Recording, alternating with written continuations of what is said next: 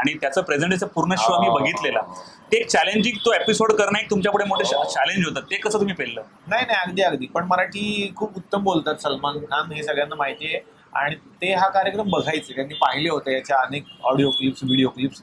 आणि त्यांनी इच्छा व्यक्त केली होती की त्यांच्या सिनेमासाठी त्यांना सुलतानसाठी यायचं होतं. आणि मग ते आले आणि घरातच त्यांच्या मराठी वातावरण हे सगळ्यांना माहिती आहे, त्यांच्या आई मराठी आहेत, त्यामुळे ते उत्तम मराठी बोलतात. आणि ते आले होते ॲक्च्युली 2 तासासाठी, पण ते आमच्याकडे जवळपास 5 तास रमले होते आणि ते घरी जायला तयार नव्हते, इतके ते लोळत होते. तो एपिसोड सगळ्यांनी बघितला, युट्यूबवर आहे सुद्धा. तर अशी माणसं या मंचावरती येतील असं मला त्यावेळेला वाटलं नव्हतं. आमिर खान 2दा आले, अक्षय कुमार 5 वेळा आले. तर मला वाटतं काय पाहिजे आणखी. सर, चला हवा येऊ दे आणि डॉक्टर निलेश साबळे एक वेगळं समीकरण होतं. आता चला हवा येऊ द्यामध्ये डॉक्टर निलेश साबळे नाही, तर आता जे चला हवा येऊ द्याचं शिवधनुष्य पेलणार कोण आणि प्रेक्षक ते एक्सेप्ट करतील का? हे बघा, शिवधनुष्य हा शब्द खरं तर खूप मोठा